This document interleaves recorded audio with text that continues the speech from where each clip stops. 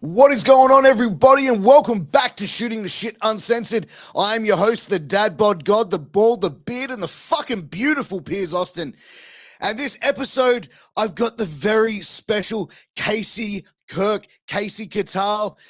She's a professional wrestler. She's a deathmatch wrestler. She's the current ICW World American Deathmatch Champion. I think they got rid of the American. Maybe it's just the World. I don't know. World American Deathmatch Champion sounds pretty badass anyway. But anyway, we're going to get into that and much, much more. But before we get any further, we have to take a quick second to thank Sleefs.com. That's SLEEFS, Sleefs.com. They cover all of your athletic wear and gear. If you or someone you know is an athlete, you need to go and check out Sleeves. They've got armbands, compression pants, compression shorts, headbands, boots, mouth guards, and they've even got those dirty boxes. And I have to say, all I wear now are these dirty boxes. They stay dry. They stay fresh. I'm an active guy. I work full time. I do a lot of podcasting. I've got 3 crazy kids and a crazy wife. Just kidding, sweetheart. But guys, these boxes are the most comfortable boxes that I own. They stay dry, they stay fresh, and they've got funky designs on the front of them. So go and check out sleeves.com and those dirty boxes. Use that promo code MWAPOD to get a 10% discount on your final purchase. Also, wherever you're tuning in, I appreciate it. If you're tuning in on YouTube, please make sure you like, share, subscribe, all that good shit. Leave a comment, leave a question, leave a whatever you want to leave. I appreciate it. If you're tuning in on one of the podcast platforms, please give a brother a 5-star review. Come on. Like, it helps us bring more amazing conversations to more amazing people like yourself that are tuning in. So, guys, tap in and start tapping in to Shooting the Shit Uncensored. But without further ado, let's get into my conversation with Kasey fucking Kirk.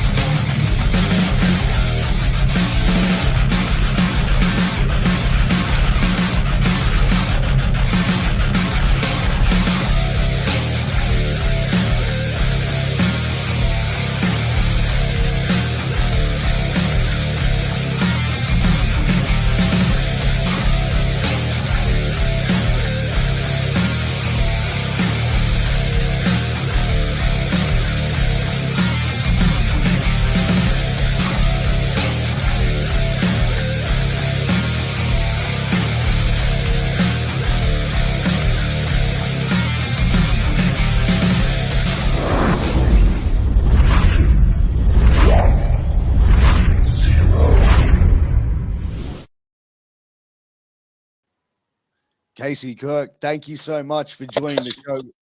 It's great to see you. Thank you again. Yeah, thanks for having me. That intro was cool. I was like, this is neat. Thank you very much. I'm excited to have you on. I feel like this has been a long time coming. I've wanted to have you on for the longest time, and we've actually been trying to work this out for the last few weeks. So we finally got this done. So I'm really excited about it. We did it after all the time differences and the flu and craziness. We are here. We're doing it. That's it. But you've actually recently just been down in Australia not too long ago, right? Yes. Oh my God. The most amazing, like, people are probably so sick of me talking about this, but like the most amazing experience, life-changing, just not in wrestling, just like for personal growth. Like, it was such a huge trip. I'm just obsessed with everything Australian now, and people are annoyed back home. It's funny because it's like over in Australia, I think people would be like that way for the United States, like to go over there and like have like all the like everything that you guys have accessible to you guys over there. I always feel like Australia's always like a few years to maybe 10 years behind the US on some things. But like, it's crazy that you say that because there's a lot of like cool stuff there because you were in Melbourne, right? Yeah, Melbourne. Yeah, Melbourne is probably like the best place in Australia for nightlife, like going out, dining, clubs, bars, that sort of stuff. Like Melbourne is the place in Australia to go to.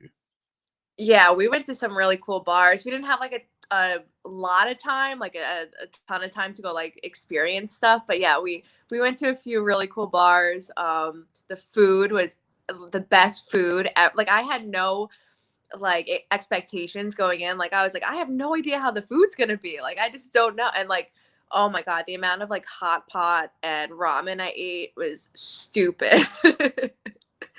It's funny because like with Australia, we have so many different cultures here, like, and it's funny to see so many different fusions of like food styles and stuff like that you Yeah. see.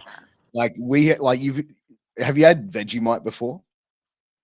I will not. I will All right. not do it. So what they're doing for Christmas, right? I heard this on the radio. So Mhm. they're actually going to be selling in grocery stores, Vegemite flavored roasted chicken, like a I saw that barbecue on Twitter. barbecue, yeah, barbecue chicken stuffed with cheese. Wow. I might try that though. Like if it's like in something like that, I would probably try it. I don't know if I would be comfortable like eating something like a chicken that is oozing like a yellow liquid from it. Like that would just seem kind of gross. I'm like, I'm good. I'm gonna leave I'm that good. one to you, Casey. You can take that. I'll do it. Someone send me the chicken. I'll try it. Hey, we can get that done. We'll get one of the viewers to say, like somehow get one over to you. But as far as like you said like you didn't really get much time to go exploring. Do you kind of Mhm. find like that being the frustrating thing of like traveling for wrestling, like going to places like a foreign country or like a foreign city that you've never been to, but you're only really there because like there's a tour of shows, then you've got to do like 5 shows in a row, then it's pretty much on a plane and back home. Is that the Yeah. frustrating part of the business for you? Yeah, that's definitely a big one. And I've been talking to like my friends and my coworkers about like when we travel and we're trying to prioritize, okay, if we have to take an extra day or we have to stay an extra day or two like to experience this, like when are we ever going to go back to Australia? This is Yeah. it's a once in a lifetime thing to go all the way across the world. So in the beginning of the trip, we actually lost a day because we had visa issues. So, by the time we got there, we're like, all right, we're not going to sleep. We're not going to, be tired and chill in our hotel rooms. Like, we need to go experience things because, that's the really cool part of being able to travel for wrestling is like trying new foods and seeing the culture and experiencing different places. So, like, that for me is huge. And I'm definitely prioritizing it more. And it's hard because we work day jobs at home Yeah. and we still have lives and pets and families and friends, so the balance is a little bit tricky to figure out. But yeah, it's a must. Like experiencing new places and just having those memories is key for me. Yeah, 100%. And like, you mentioned having like a day job as well. Like, is that pretty like flexible for you? Because I can imagine with wrestling, like there's tours can come up out of everywhere and anywhere. Like, did you try and get a flexible job, or is it just like, you know, your job is very patient with you and very understanding, like, or is it just a flexibility for the work? Yeah, my day job, like when I was looking for something and like when I had moved to Jersey, I'm from New York, so I moved like 2 hours away from like, my normal and my job. So when I came here, I was like, yes, priority, need to find something flexible. It's very difficult to find something flexible. If you Yeah, tell people no weekends, they're usually like, get out. But I luckily found like the most amazing flexible flexible job. My bosses love wrestling. They actually oh, came to the Newark show when I won the ICW belt. So they are all in and they're like, I'm so lucky because they're so accommodating. And that's like, you can't find that, it's like, this is my job, but like, that's my career. So I need yeah. to really focus and just, make sure everything around it can kind of cater to wrestling. Yeah, because I feel like when people have so much going on, like work, and even I think professional wrestlers as well, because wrestling is such a cosmetic business. in Mhm. a lot of ways. And I feel like probably for women and females, it's probably more so like that. You know what I mean? Like, so, you know, you've got to be training, you've got to be training wrestling in the gym, work, shows, everything like that. So I feel like everything in your life really has to be running smoothly for everything to sort of be like on a steady path. Because I feel like if there'd be one hiccup in there for some people, that could sort of derail everything. Yeah, that's definitely like balancing all of that is so difficult, especially when we're doing like multiple shows in a weekend. So if we're like traveling and I have like 3 death matches in a weekend and I get no sleep and I'm beat up and I'm cut up and then I have to get home, real life, do the Yeah. laundry, take care of the pets, do everything, and then make sure I'm at work at whatever time in the morning, on a Tuesday. So it's just like it's really challenging, especially when you have those weekends where you get cut up really bad or you get, a little injury or whatever happens. Like that's when it like throws the whole routine of the week off and that could set me back, so you kind of Yeah. have to just get on board. Even getting sick, I got the flu, so like that set me back and I was just like, oh my god, the amount of lists I have to make to try and catch up on this next week, it's a tough balance. Oh, for sure. You know, it definitely would be. And, you know, it's it's crazy because it's like everything that you go to put into, you know, making sure everything runs all smoothly and stuff like that. It's like, as you said, you know, it's a balance of stuff as well. Like, I'm sure there's points where you're just like, okay, I have to switch off from like wrestling, for example.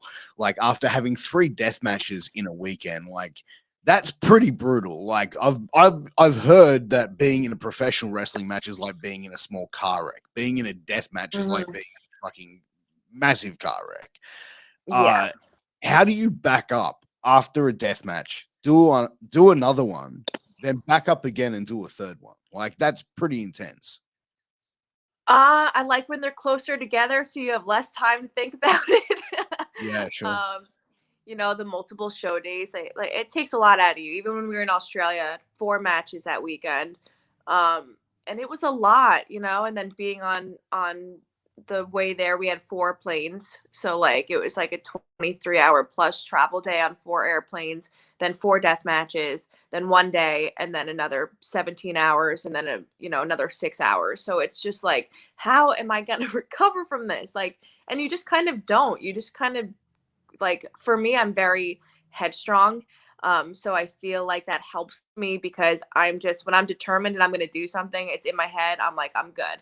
I'll Yeah. figure it out later. I always say, future Kasey, this is on you. And I'm just gonna go with it right now, and try to figure it out. But there's no really recipe for recovery at this point. It's just for me trying to really take care of my body beforehand. Being hydrated, having lots of vitamins, having good rest, just having a strong foundation so that way my body can recover a little bit faster. Yeah, and I think as well, like in like today's like knowledge and what we know about like health and how to take care of Mhm. ourselves a lot better. Because you look at deathmatch wrestling, like go back like 20 years ago, like when like the legends came in, like Nick Mondo and Wife Beater and Lobo, and though you know those 3 guys alone, their careers, shit. I don't think either of any of them had more than 4 years, really, and they had Right. some pretty brutal matches. But I don't think like I think people today are probably doing more brutal shit. But I think back then it was more newer. But I think now, I don't know. You tell me. Is it people have learned how to do this sort of stuff more safely than what they did back then? Um, it's funny, like watching like old school like CCW and stuff, and like me and Brand watch this all the time. Like it's wild because they did some really, really crazy stuff, and I feel like they just kind of, hoped for the best and kind of just did it. Like, and they're all like extremely, extremely talented. These are, the legends, but they just No. I don't think they really gave a fuck, they just kind of went for it. Same thing today, obviously, because we're deathmatch wrestlers. So clearly there's, we're kind of just doing it. But yeah, I don't even know if it's just like I think now people are trying to one up all of that. So maybe that's why it gets a little bit crazier for me, I'm like less of a crazy spot person. I'm more of like a storytelling deathmatch wrestler, which is like a little bit strange. But I need to protect my body because I'm getting older and I can't be doing all these crazy spots all the time. But yeah, you look back at those guys and you're just like, how did they live through that? Like, you're just looking like, how did he just get up from that? Like, it's bizarre to watch. It's interesting because like I remember back when the weed whacker spot happened, I would have been like 19 or 20 years old, and I saw like the clip of that like going on the internet. And that we couldn't get access to this. We had to buy like actually call up and get DVDs sent over here and VHSs and shit. And I remember seeing that and being like blown away. And then as I got older, like I watched it like not too long ago. I'm 40 now, and I sat down and I watched it. I'm like, why? Like, like, you know what I mean? It's still cool. I can appreciate and respect going through that. Like, cool, man. Like, that is awesome. But like, part of my brain at 40 now goes like, what would make someone go, you know what? I'm gonna let you stick a weed whacker right against my ribs. Let's go. You know what I mean? Like, like, do you think about certain spots when you go into it, or is it like you just go, you know what? I don't think about it. I'll just, as you said, like that's for future Kasey to worry about. Yeah, what's funny is I'm always saying why. And then like I'll see clips or like I'll be watching stuff back and I'll be like, why do I do this?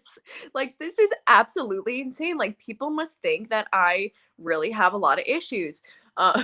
No, it's funny. Like in the moment, it's more of like, okay, we do this, we love this, and like we want to just wow the crowd in whatever way that we possibly can. They paid to come see us. We want to give them an amazing show. So you kind of all the logic kind of goes out the window and all like the rationalization of like this is about to be really stupid. Yeah, that kind of just for me it just goes in through one ear out the other and it's like all right, like what do we got to do to make everyone leave here really happy? So that's the kind of mindset, I guess. And then afterwards, I watch it and I'm like, why? Why? Like, look at my body. Why? But it's worth it. Oh, like you know, like I said, like I still watch deathmatch wrestling now, and I enjoy it, and I can sit there and I appreciate it on a different level now because I think I'm probably more like tuned in and understand wrestling a lot better than I did like 20 years ago. But now I sort of watch it with a different appreciation. Probably sometimes I'll see certain things where I just like, to me, like when I see syringes going in mouths and shit, I'm just like, that's not my thing. But hey, wrestling's subjective, and people like certain things and not like other things. So you take bad with it. So, but one of the things I want to touch on, you said you were like more of a storyteller, you know, deathmatch wrestler. And I was actually watching a few of your matches earlier tonight, and that was one of the things I wanted to talk about was your selling. And I watched, you know, your first death match in the squared circle death match with Jimmy Lloyd. And that was something where I was like, because a lot of deathmatch wrestling that I do see, like more of like the current stuff with some performers, is they don't take time to really sell certain things, if that makes sense. Like it's like they'll do something massively impressive and the person's like up within 5 seconds. I'm like, you know what I mean? But this match for me, like you took a light tube bundle shot and you like went completely down, like you were almost knocked out unconscious. And I was just like, and the fight to get back up, it was like, okay, I see what the story is here. Kasey's the underdog. She's fighting Jimmy Lloyd, this veteran in deathmatch wrestling. Okay, no worries. Now people are getting invested in that story. So, was that always important for you to be able to be like, you know, important to sell important spots, but also to tell an important story in the ring? Yeah, I think that has been my main focus and my main strength from the start of wrestling. Even when I was training, and I have zero confidence. Like everyone knows this about me. Like I am just everyone wants to shut me up because they're like, you're so self-deprecating and we can't take it anymore. It's like a little bit annoying.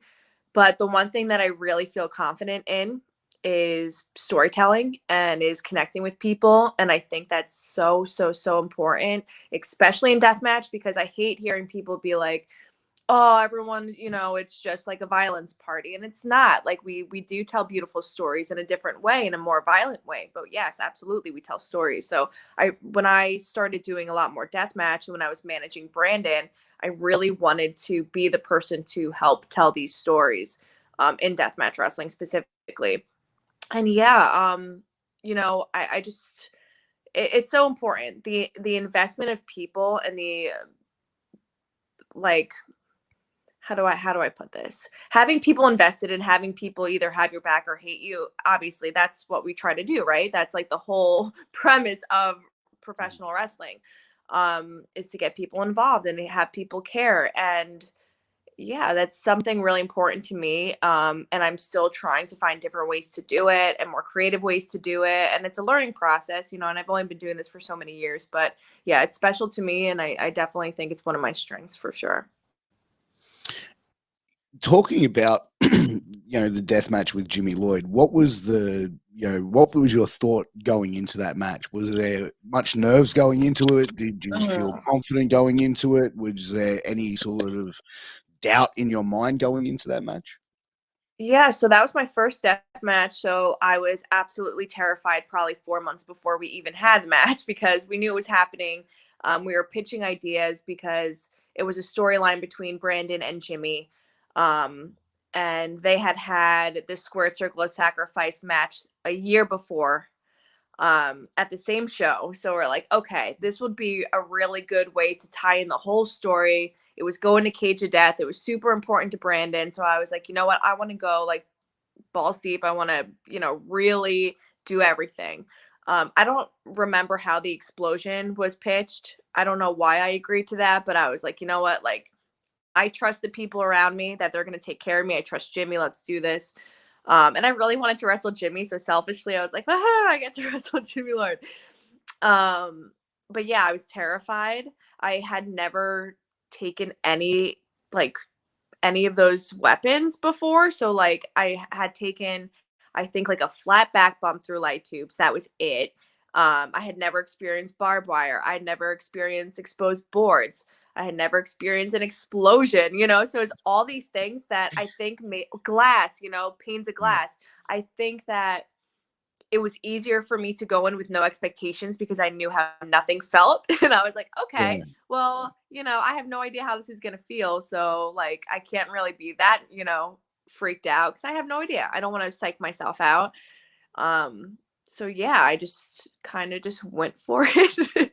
And I was like, hope for the best. Let's tell the story because it was so important to Brandon. He was watching, CZW since he was a kid and his dream was to be in the Cage of Death. So I was like, all right, I'm going to do this for you. I want it to be really good for you and for your story. So like, what do I have to do? And I had a really good team around me.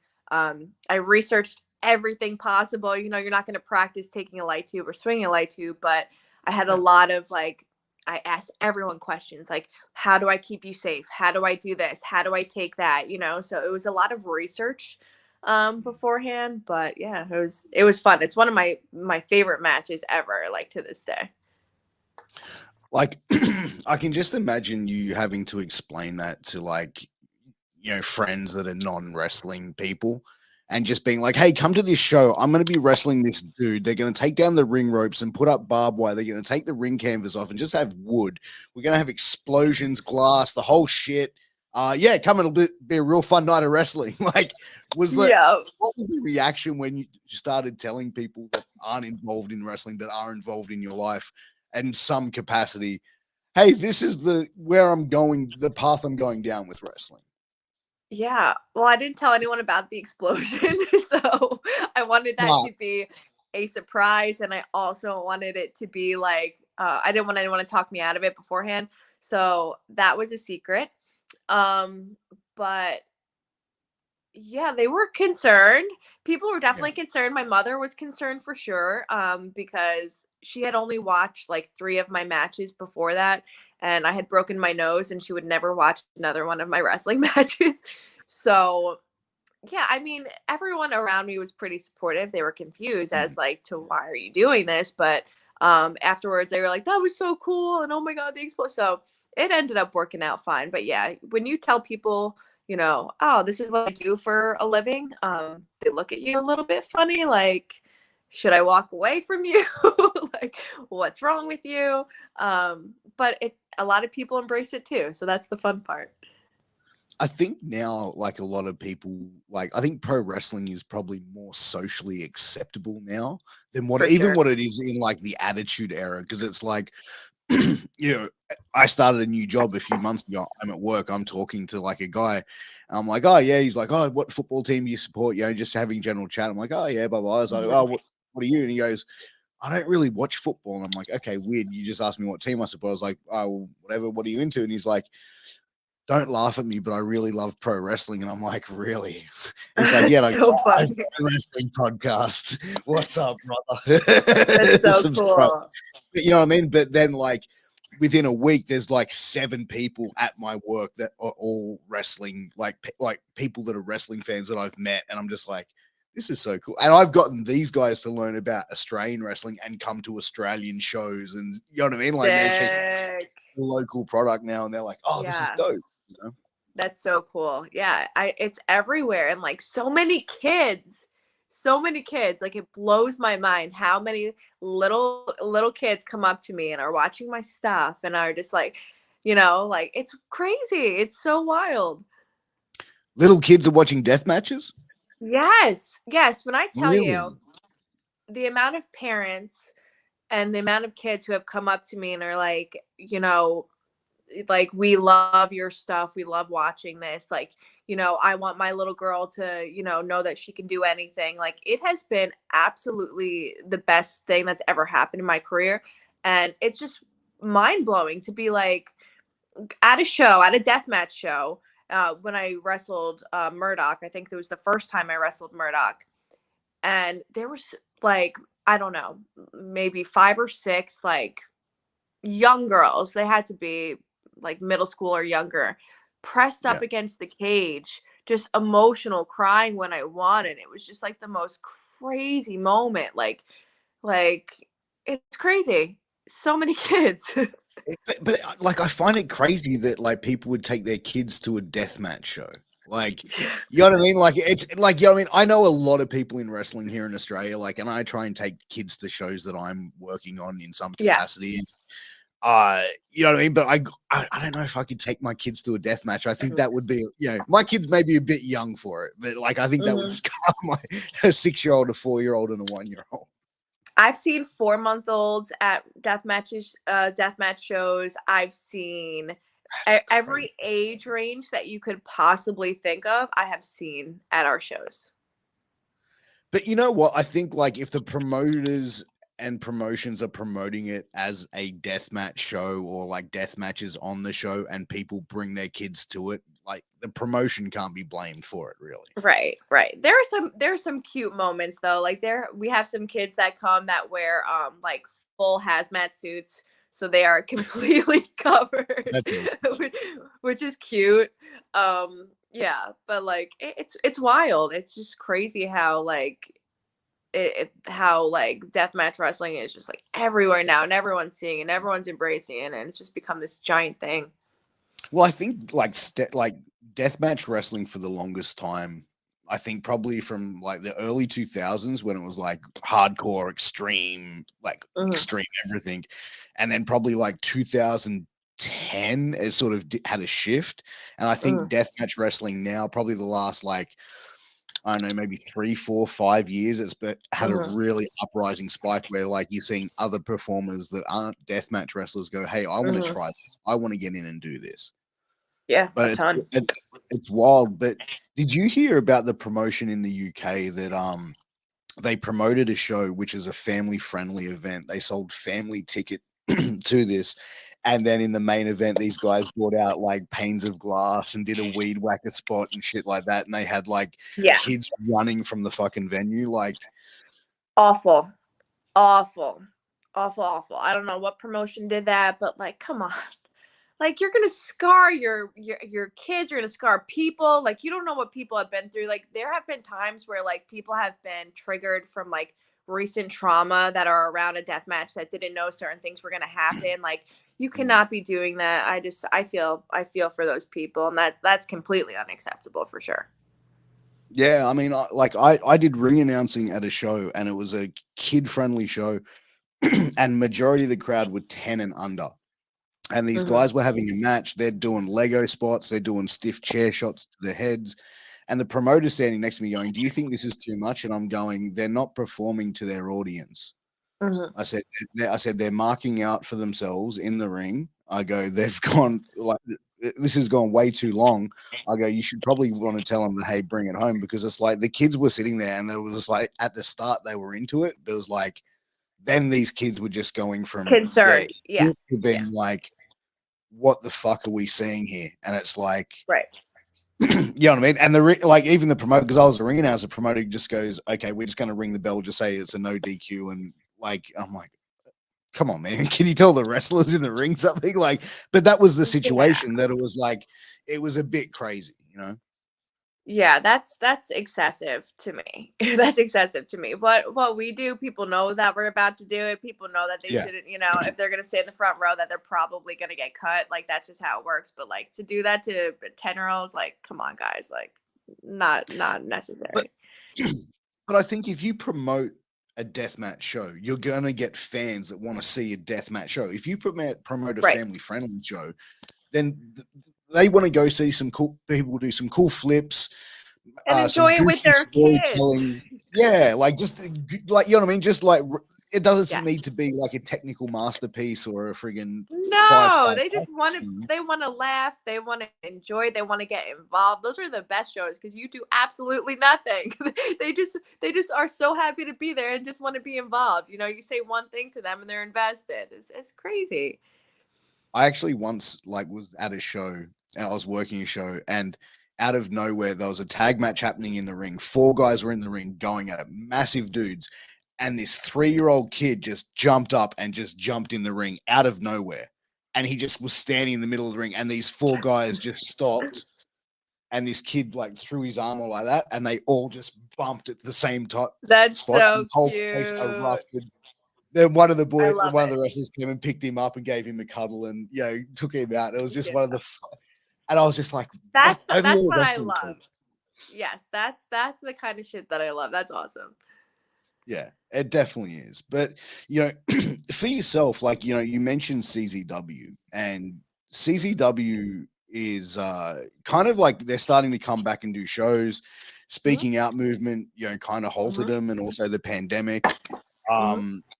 As far as like CZW goes, you know, you did have a lot of matches in there. You do have a lot of history there. Is that a promotion that you would want to go back to, or is that something you're like, I need to see how it operates from the outside for a while before I can go back?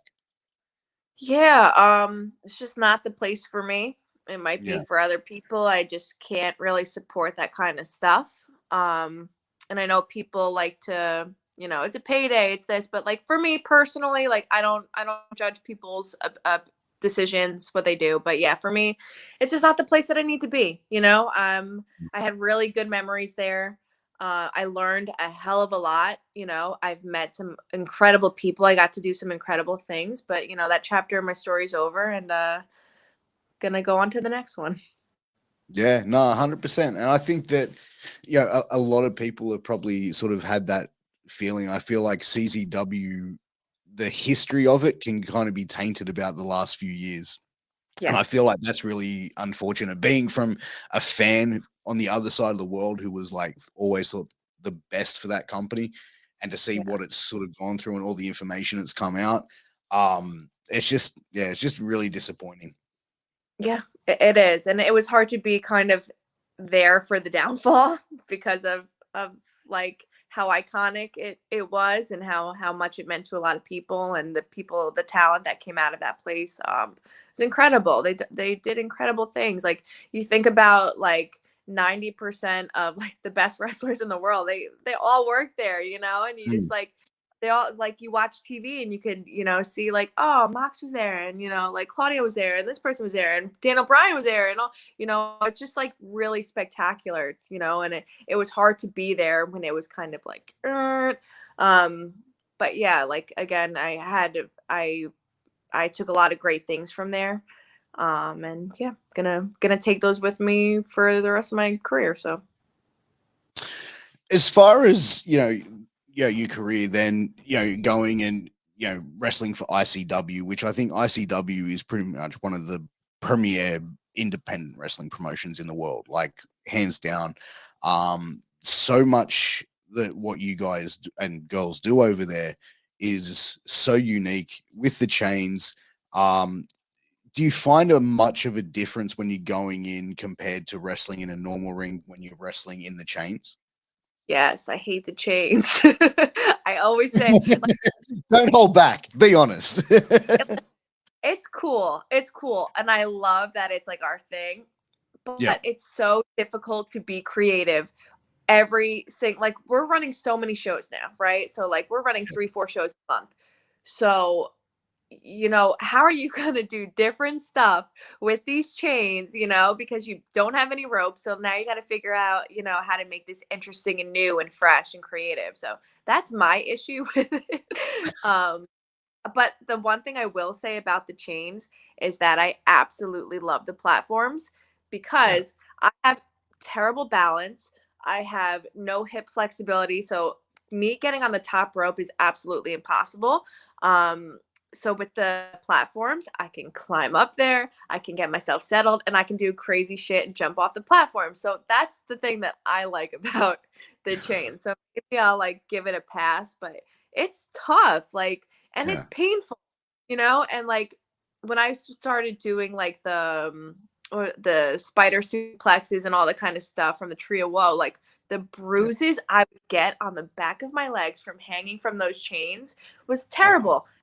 Everyone wanted to do it, and I was like, I don't want to do it. My legs are so gnarly. Like, no, it hurts. And they're like, oh, it's okay, you could do it. So, but yeah, it's fun, but it's annoying. you said running 3 or 4 shows a month. That's a lot of shows for a company to be running. Are they all in the same area or are they all like spread No, out? yeah. So it's different and it varies month to month. So like this month, tomorrow we are going to be in New Jersey, and then next week we're going to be in Tennessee for 2 shows. So there's 3 right there. Um, so it's like a lot, it's a lot. Yeah. It's a lot of travel. Most of the time it's like it'll be like week to week. Like we'll be local one week, and then we'll do like a 2 or 3 show weekend somewhere else. So that's kind of like the formula that we've been going on.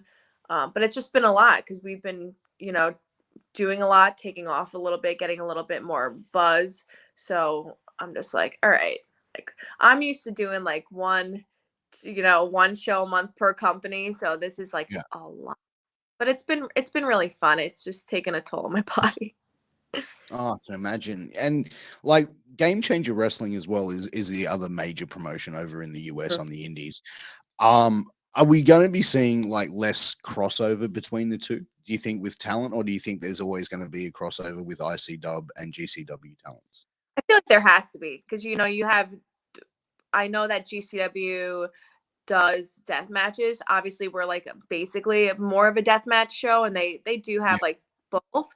But yeah, when you have like the best death match wrestlers like in the world in 2 different companies, yeah, there's going to be crossover for sure.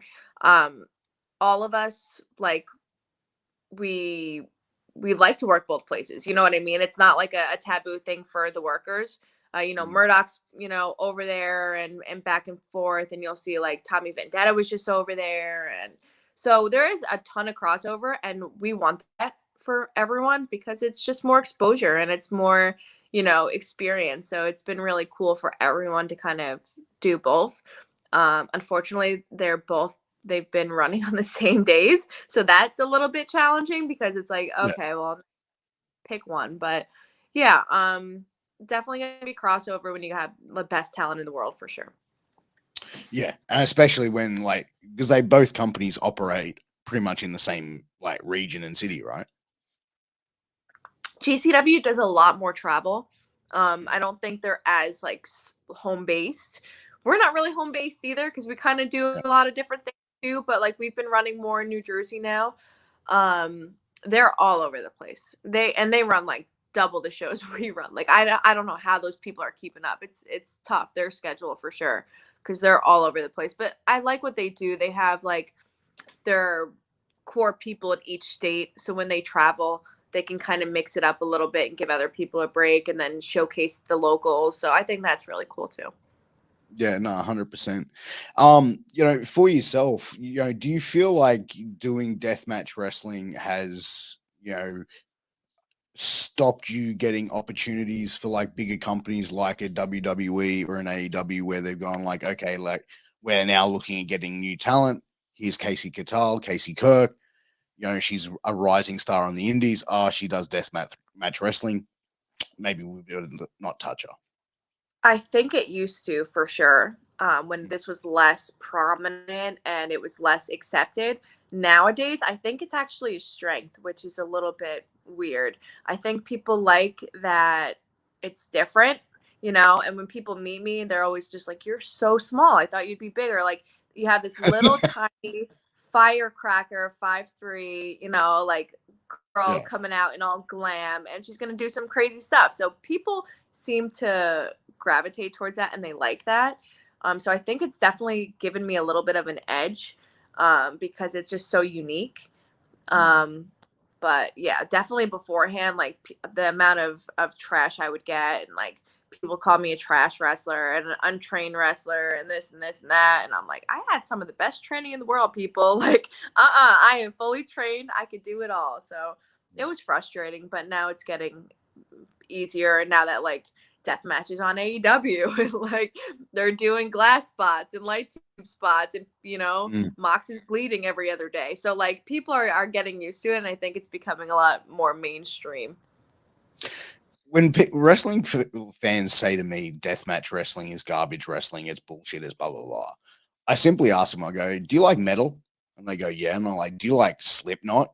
Yeah. Okay. Well, certain genres of people are going to say that's not music, it's just loud noise. But then I could go and play them Bother by Stone Sour and say, yeah, that's the same vocalist. And they'll be like, oh shit, this guy can really sing. Yeah.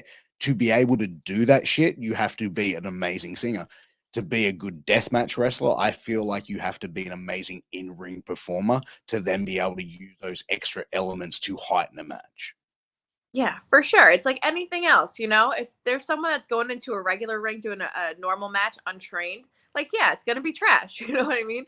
And if you're going to 100%. watch a death match show that these people just haven't trained and they just pick up stuff and chuck it at each other, yeah, it's going to be garbage. So like it's all relative. Like, you're going to get stuff all the time. People just don't like it, and that's fine. I'm not forcing anyone to watch my stuff. They can watch a comedy match that I had with Effie, like, it's Yeah. fine. But the problem I have with it is like the people that are in the business that shit on deathmatch wrestling, or even just Oh, shit on like wrestling that isn't really their cup of tea. It's like, dude, come on. Like, if you're in the business, wrestling's fucking subjective. Column A might not be for you, but column B will be. right. That's cool. Don't For shit on sure. something else because you don't get it. Yeah, absolutely. After my first death match with Jimmy, I came through the curtain, had a lot of people say great things. I had one person come up to me and say, "Hey, that was great, but that wasn't wrestling." And it was a worker. So, and Really? that stuck with me, because see, I still think about it all the time, and I'm like, yeah, you're right. It's just not like, look at where I am and look how much fun I'm having. But like, screw you. The fact that someone had to say that to me who was literally on the show. But It's funny. I interviewed the legendary Marty Jones, who trained William Regal and Ridge Holland and everything like that. And he brought up deathmatch wrestling, but he called it dark matches. He's like, I fucking hate dark matches, mate. And I'm like, you don't like non-televised matches? Please. I actually said to him, I go, that's a really odd thing not to like, but please continue. Like, and he's like, no, like the garbage wrestling, mate, with the like light tubes. I said, oh, deathmatch. I said, yeah, but and I said the same thing. To do a good deathmatch wrestle, I have a good death match. You have to have two good professional wrestlers who can incorporate the gimmicks. No, it's all bollocks, mate. Well, no, I disagree with you. mate, I'm Marty Jones. I was like, okay. Okay, you win. Got it. Moving on. I was like, yeah, you win, pal. All right, I'm not going to pick my argument here, brother. But I feel that argument is definitely there for a lot of people where it's like, bad deathmatch wrestling. Like I've seen it. I've seen guys like on what I've seen, like walking around in the ring doing this. And I'm just like, come on, like, make me fucking believe it, bro. Like, oh, come on. Like it's that level of believability, I feel, as well. Like to make it actually look believable.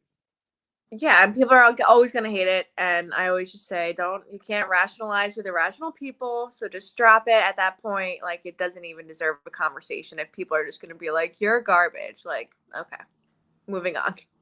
Well, I mean, it comes down to the same thing as like non-wrestling fans, for a wrestling fan, for a non-wrestling fan, no excuse will do. And for a wrestling fan, there is no excuse needed. It's the same for non-deathmatch wrestling fans. Sometimes they're not going to get it. You know what I mean? Like there's no explanation is going to make them understand. They've already just closed it off. It's done. Yep, absolutely. But I feel like, now it probably shows more versatility for a lot of performers doing like deathmatch wrestling and then saying, hey, I can go do a lucha style, I can go do comedy style. And I think that's probably more of what promoters are probably looking for is versatility, right? 100%. Yep. And you'll see a lot of the big names and the people that have had a really good year this past year do everything. Yeah. They do everything. Yeah. I mean, for yourself and your character, you mentioned, coming out with the glam. And that's another thing I wanted to talk about is like, your presentation when you come out to the ring. It's not like this crazy hardcore swinging deathmatch wrestler that we're probably used to seeing come out, coming out, having that femininity about you, coming out and having that glamour about you, and then doing your poses like nothing. What is about to happen isn't even going through your mind. And I feel like that's one of the coolest things about your character and your presentation is that you can go out there and present that and have this look on your face like I'm the fucking queen of this shit, and almost like you're oblivious to about what's going to happen after. I am so oblivious. I'm so oblivious. I just get lost in the Mariah Carey. No, but thank you for saying that. That's one thing that I really wanted to do. I wanted to stand out. I wanted to be different. I don't listen to heavy metal.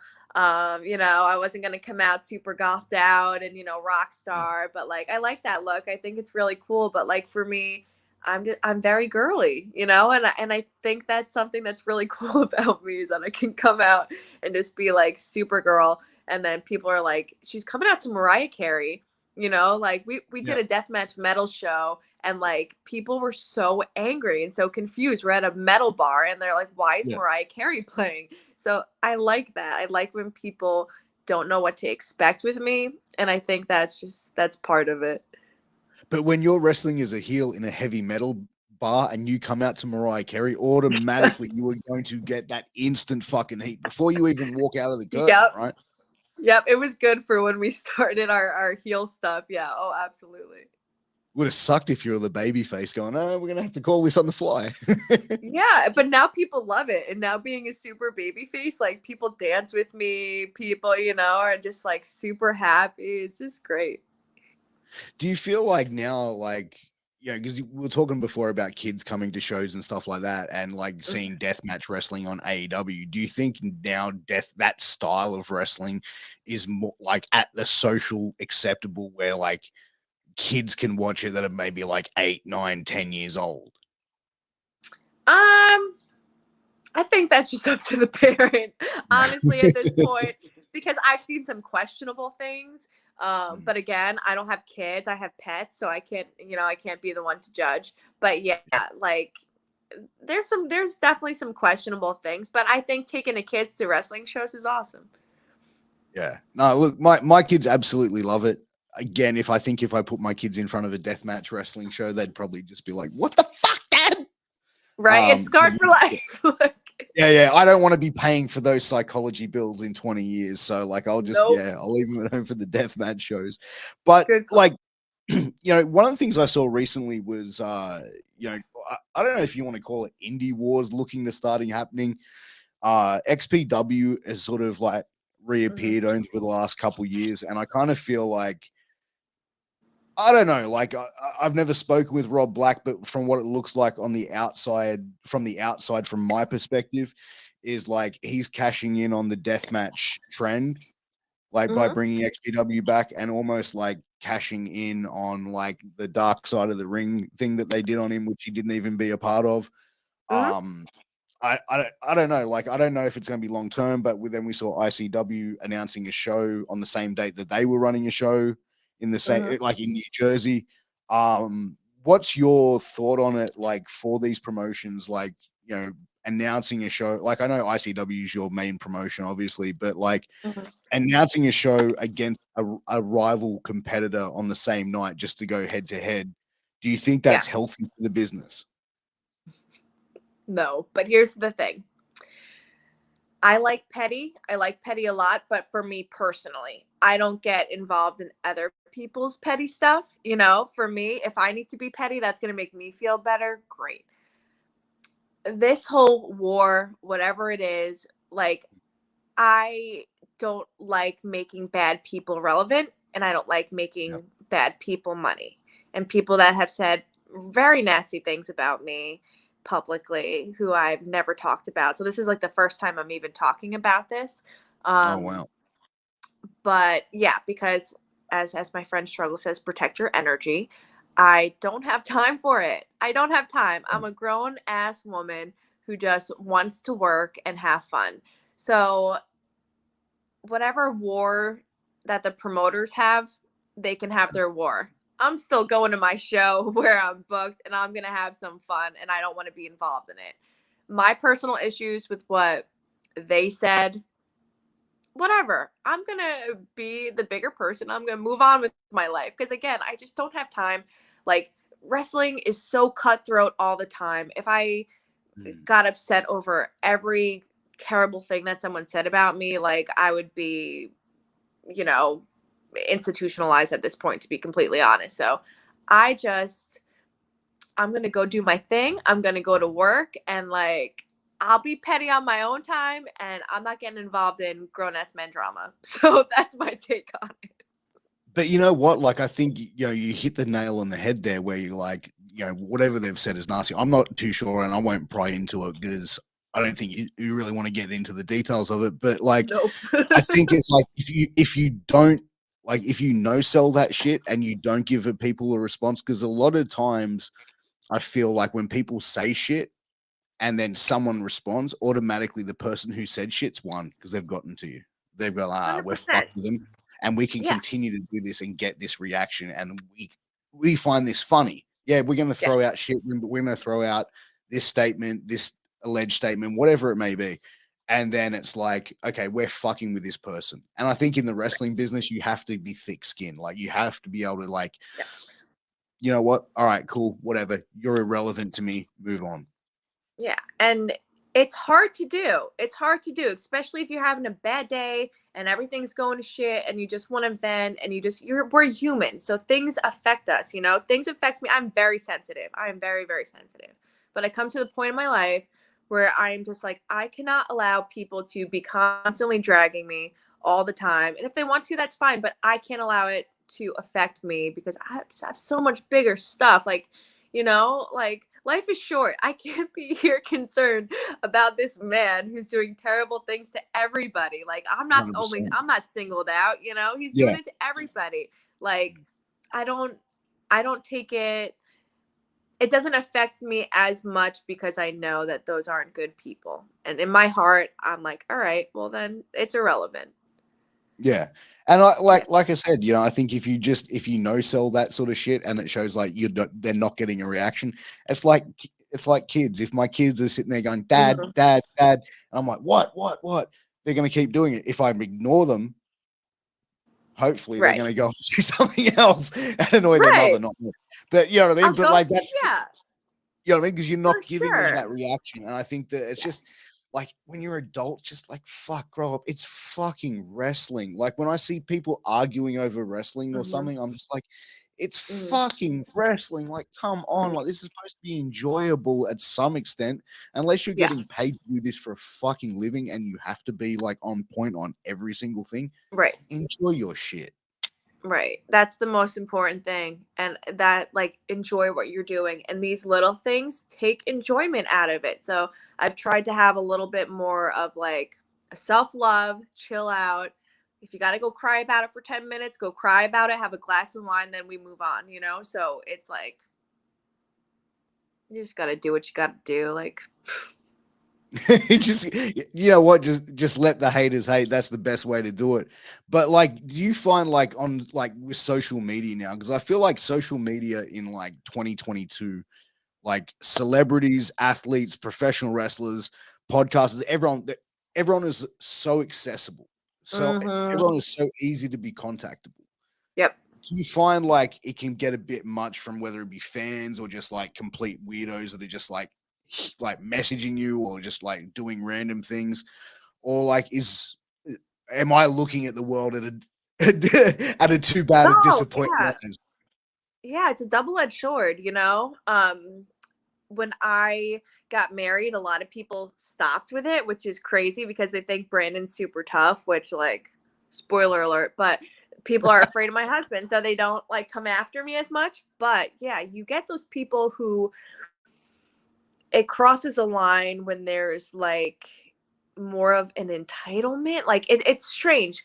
Some people like have found out where I've worked, who have called my work, who have like sent things to Oh, our house, like crazy stuff that like is a very big personal invasion of privacy. So that kind massively. of stuff, yeah, that really bothers me because you can say one nice thing to somebody because when people tell me that they appreciate what I do, like that means everything to me. So obviously, thank you so much. Like, what can I do for you? Like, like just being a good person and responding to people who are supporting what you do.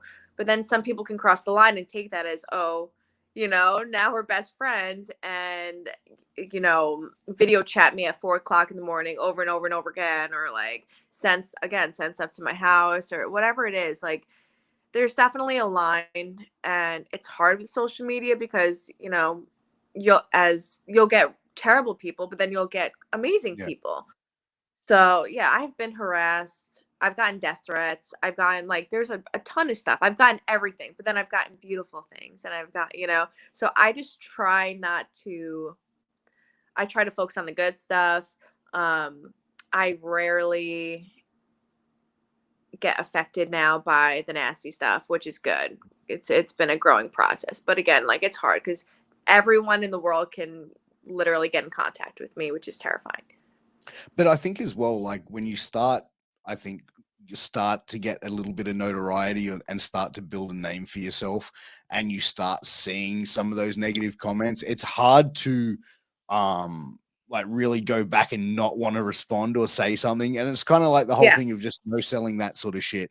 And it Yep. took me the longest time where it's like I start seeing comments on my shit. I'm like, who the fuck is this? Like, really? Like, Yeah. and I would, There's still I times get I upset, but respond. after a Yeah. while, I'm just sitting there going, hang on a second. They're still watching my shit.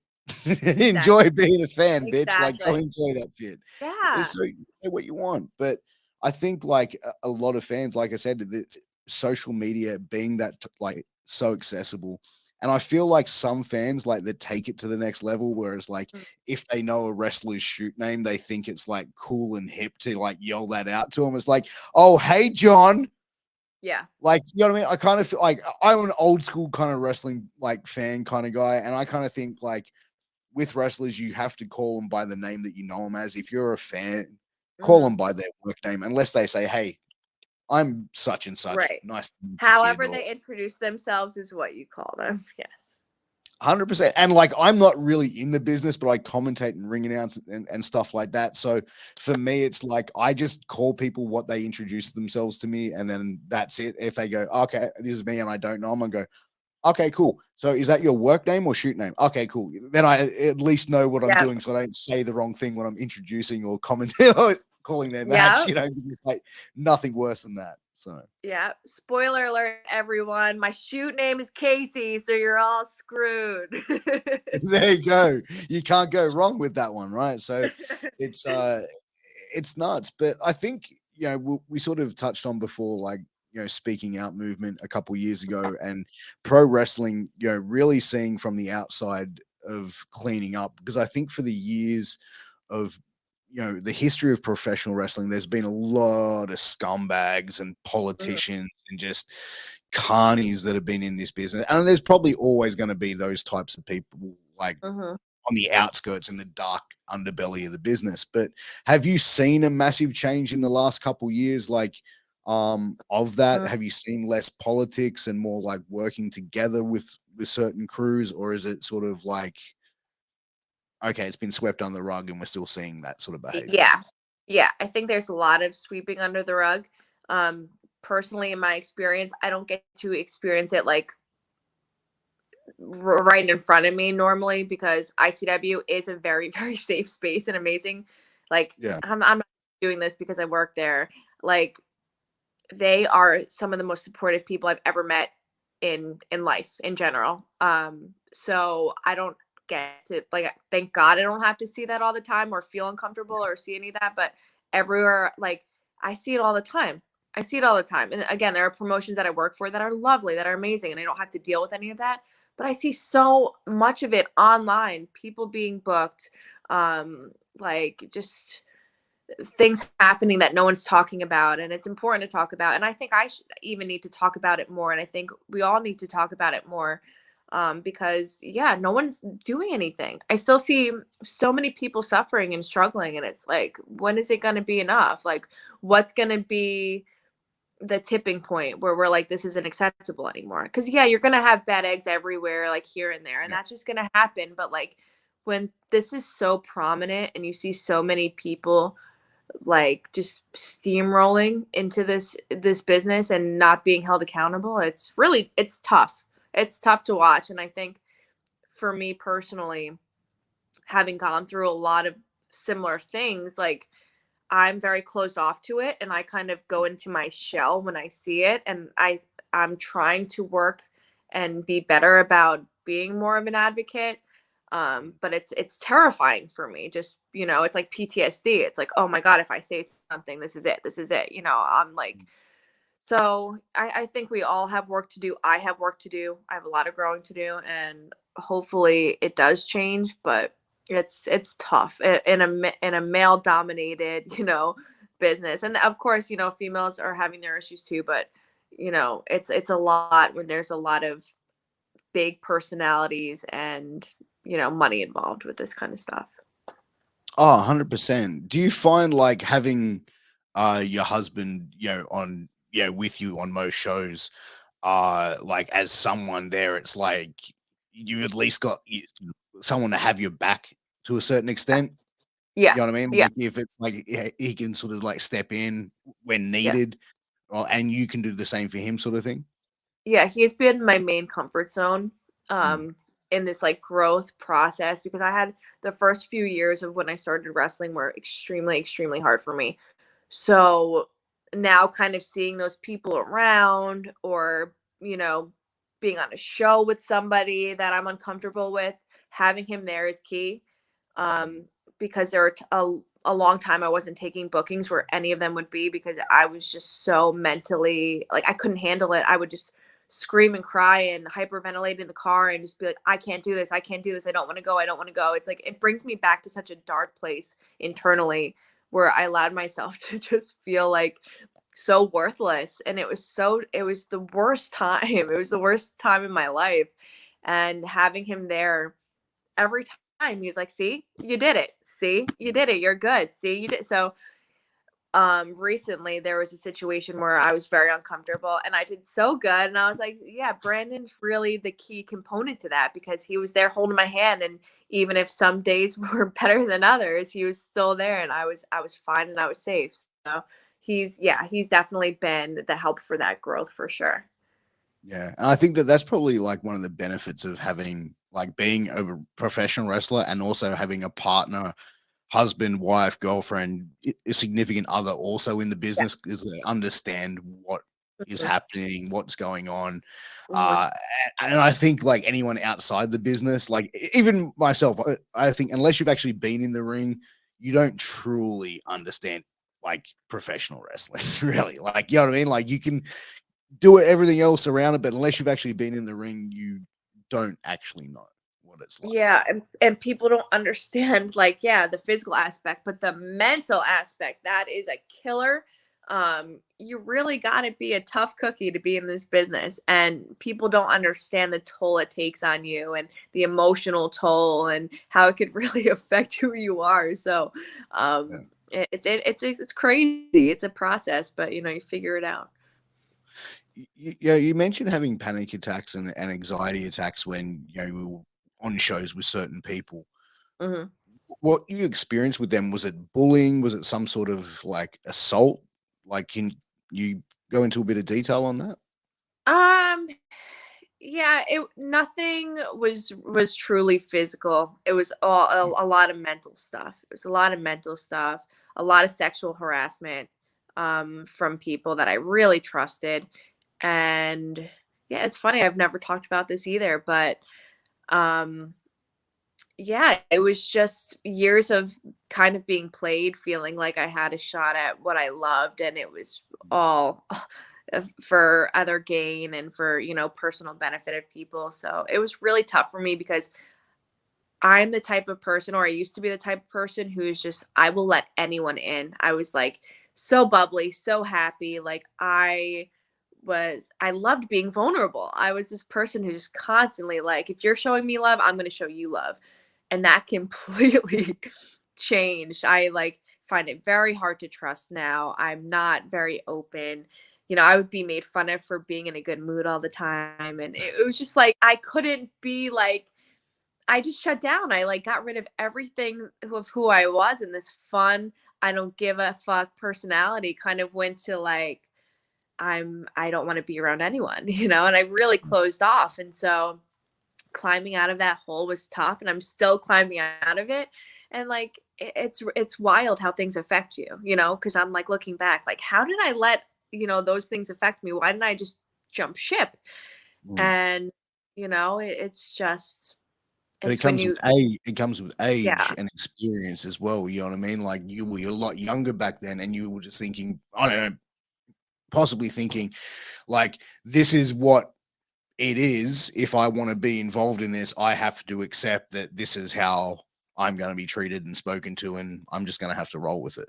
Right, and I didn't know any better because I had nobody in wrestling. Like, I had just joined wrestling from being a fan. I had no friends who were wrestlers. Like, I didn't know anyone in the business. I didn't know anything about wrestling. So for me, I'm thinking everyone's being really nice to me. This is great, like not realizing that no one was being nice to me. So it's hard for me when I connect with people and I really have these crazy deep personal connections, and then that trust and that love for these people is just completely fake and wasn't ever real. And like that's the kind of stuff that I get more upset about, is like I adored these people and it was never real and they never wanted anything to do with me. So Yeah. like that's the kind of stuff that cuts me deep, because just because I'm sensitive and I'm a lover, so that kind of stuff gets to me. But we learn. These are crazy life lessons that, we learn along the way, and we just kind of have to grow from it. Yeah, 100%. And it's like how you were saying that you were this bubbly, friendly, almost naive sort of person. It's like I can Mhm. just imagine certain people in the wrestling business going like, "Oh, okay, no worries. We're just gonna fucking squash this right fucking down right Yeah. quick." And you know what? By you going into your shell and stuff like that, you allowed them to do that shit. You know what I mean? You allowed Yes. them to squash you down. Where it's like Yep. now you seem like a much more confident person. Where it's like, hey, I am who I am. Fuck you if you don't like it, right?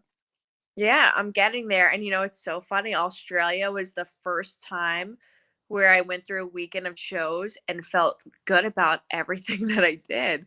And it was just like I'm telling you, being surrounded by people and genuine people and genuine love and genuine support, now I can pick it out of a lineup. I could say, you're real, you're not, you're. And I felt the most love that I have ever felt my entire life on this Australian tour. And I just, I was talking to Joel about it, Joel Bateman about it. And Yeah. he was like, I'm going to be chasing that feeling forever, because of how special it was. And it's so true. Like, that brought me to a place where I could say, you know what? Okay, maybe I can do this. And that's absolutely wild. It's like I think like Australia, we have that sort of culture where we're so friendly of a race of people, where it was like we're just a warm, friendly bunch of people. We're a very welcoming breed of human, I think. But like, I think Australia has that sort of like openness. As we said, we're a very multicultural country. I think we're probably one of the most multicultural countries in the world. Whereas, like, we have people from all walks of life where we're like, sure, no worries, come on over. Like, the more the Right. merrier. And like Right. Sydney, like Australia is just growing and growing and growing, because I think a lot of people, we see like a lot of people from like third world countries that are moving over here and starting a life here in Australia and having different things. And being in a place which is like very, like, Australia is a very peaceful country, I feel. Yeah. I felt safe. I felt loved. The wrestling community there, you guys are so lucky because it's just so much support. And of course, again, you're gonna have people who don't get along and issues Yeah. everywhere. But like for me and my experience, it was just a very supportive and loving one, and it was the best. It changed who I am. It really did. It clicked. It finally Yeah. clicked after how many years? So it's pretty spectacular. Oh, that's awesome. I feel like that's the thing, like with Australian wrestling, that I feel Australians do differently as opposed to otherwhere in the world. Like, I speak to a lot of professional wrestlers, Australia and abroad, and one of the things that, well, you definitely see here is like everyone here works collectively to make the show better. Everyone supports someone else. You don't really see jealousy. I'm sure you may see it here and there, like really dark, deep behind the scenes sort of shit, or Hmm. maybe not Hmm. even like on that sort of level. But from what I see, it's everyone is like so supportive of everyone. Like I said, there's always going to be like haters for certain Yeah. things and Yeah. stuff like that, but it's rare, if that makes Yeah. sense. Yeah, it's way different than here. I'll just Yeah. leave it at it's way different than here. But like, do you feel like over there it's making a change to being like it is here, or do you think it's like so far gone that there's no way it could get that close to being? No, I think it eventually will. Um, but I don't see it. Yeah, I don't see it here. I really just I don't. It's very competitive. And the competitive nature I think kind of outweighs the like if we're supposed to be working together thing. Mm. So I think it's a little bit more cutthroat here. Yeah, I mean, well, like over there, you have a lot of promotions. You're almost like running shows, like what, 6, 7 nights a week over there. Where over Yeah, here we have like shows every weekend, but for different federations, different companies, right. and stuff like that. But I Right. think over like in Australia, we're so small. I don't think we could operate on having like wrestling 7 nights a week. I think it Right, would right, right. run very Yeah. thin after a while. Mhm. Yeah, totally. And the big companies are here, so people are just trying to get their stuff seen. They're trying to get on TV. They're trying to get this. So yeah, so I totally get the difference. But yeah, I love Australia. I love Australian wrestling. You mentioned going to the big companies being over there. Is that on Mhm. your radar? Like, do you want to go and get signed by an AEW or a WWE? Is that your ultimate end goal? Not really. Uh, And it used to be, and Yeah. things have completely changed. Um, my big goal would be Japan. That's like the biggie for me, and then I would be happy and feel like, all right, I've done everything I needed to do. Um, if something did happen and I did get signed somewhere, like it would be a conversation, but I'm happy. Like if I can have like a Nick Gage career and I can just be on the indies and just make a living off of the indies and just have a ton of fun, then that's what I want to do. But yeah, Japan for sure. Yeah, I feel like indie wrestling is like it's kind of like the underground rock scene, right? Like it's just that Yes. cool grunginess about it. Like Yes. go to a cool show, see like some like real dark grungy motherfuckers in the ring, like a Nick Gage or something like that. Like I feel that that would be the coolest thing. Like Yeah. I think WWE tried to do something similar with that sort of stuff, Yeah. with like with that blood sport shit that they did, but I was like. Yeah. Yeah, I think they couldn't even make it look that like that digi. Apparently, like I was reading that WWE tried to do like a no rope exploding match, and they actually mocked up a ring with like put barbed wire around it and all that. And Dang. they set it all up. I was reading this article, and the guy said they couldn't make it look cheap enough. Well, Like listen, guys, I got an engineer if you need him, who's great no, at setting these explosions up. but no, but that was the thing because they WWE does everything so grand. They did it, and they were Yeah. like, "No, this just looks ridiculous." Like You I gotta can't even hide want to see it. what it looked You gotta hide it, WWE. We'll show you. We'll show you. We hit them.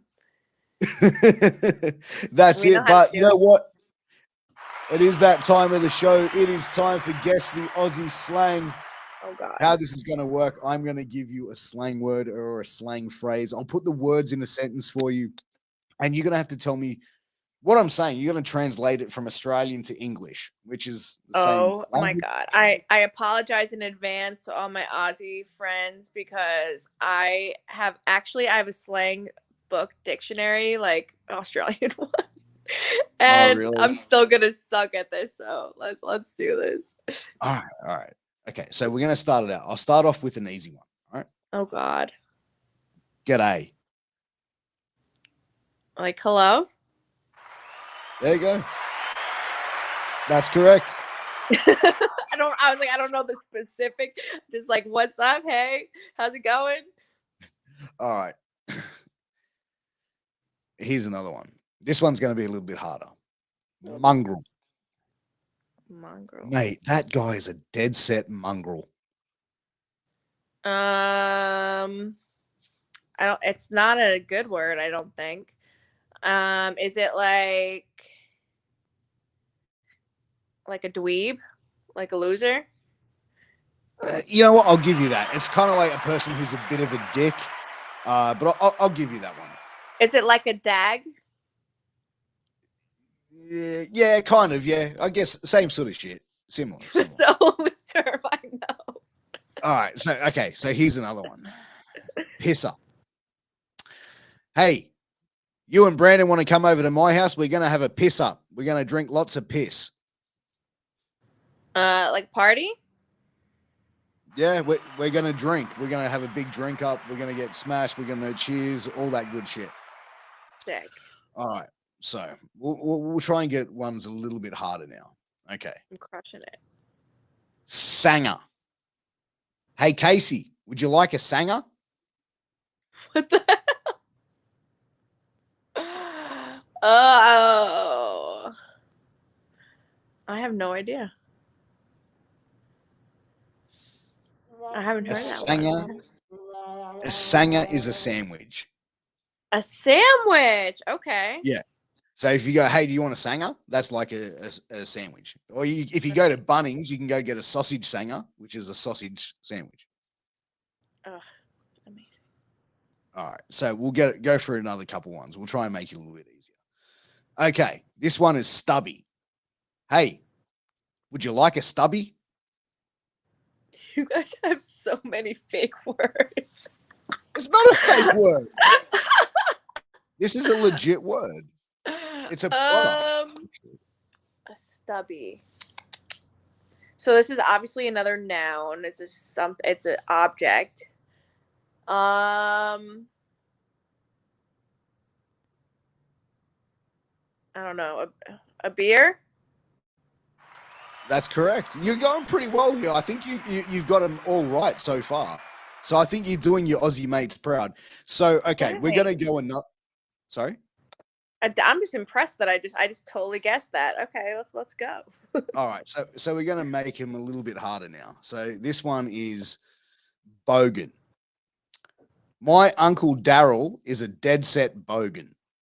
Wait, York said this all the time, and so did Joel. Bogan. What the hell? I was repeating them saying this, and I knew what it meant, and now I have no idea. Oh, they're gonna be so pissed. I have no idea. So a bogan is kind of like an Australian redneck. So someone who's very like rough around the edges. A bogan would probably sound like this. Hey, going live, we're going to go down the pub and have a few schooners, maybe have an old chicken parmigiani, and maybe we'll cut a rug on the dance floor. What do you say, love? You fancy going down the pub? What do you reckon, eh? I love it. I love that so much. All right. We'll go. Oh, they're going to be pissed. No, come on. You've done pretty good. You've done pretty good. I've done all right. pretty good. All right. So, all right. This one is going to be Esky. Hey, can you get some ice for the Esky? I've just given you that one. I feel like I've just given you that one completely. Can you get some ice for the Esky? I don't know. What do you put ice in? The freezer? Think about it. I don't know. Is it like a cooler? What would you take? Yeah, there you go. And Esky's like a cooler. All right, so we'll go a couple more before we wrap things up. Okay, so this is kind of an offensive word around like the world, but except Australia. But yeah, so the C word. So see you next Tuesday, right? So so see you next Tuesday, right? So if I was to call someone and go, mate, you are a bloody sick. See you next Tuesday. You're a sick C. That's a good thing. That is the highest compliment you can give another person in Australia. That's like how the like Queen knights people.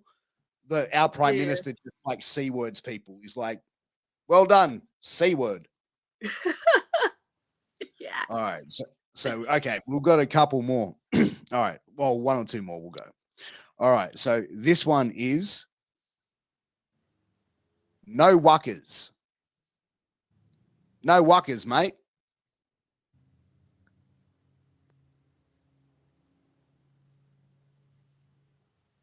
What? Like these things could be 400 things just in my head alone right now. I'm just like, which one do I want to pick? No worries, like no problem. You got it. And the last one we're going to go for is rooted.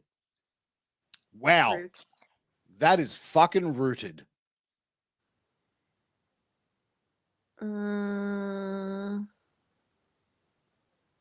Context. Or you could even say it like this, go, oh, I feel rooted. Like exhausting. Yeah, so we'll give you that. So rooted is like if you're saying, oh, I'm rooted, I'm tired, I'm exhausted. Or if I said, my car's fucking rooted, it means my car is fucking broken and shit itself. So that has been Guess the Aussie Slang with Kasey Catal and Kasey Kirk. Thank you so much. This has been an amazing interview. I've really enjoyed having you on and talking, and like the time has literally just flown by. I'd love to get you back on for a part 2 somewhere down the line if we can get on the same time frame again. But yes. In the meantime, where can everyone find you on social media and support you on some merch as well? So social media, I think I'm Catal Kasey probably everywhere. If you just search it, you'll find it. I'm so bad at this kind of stuff.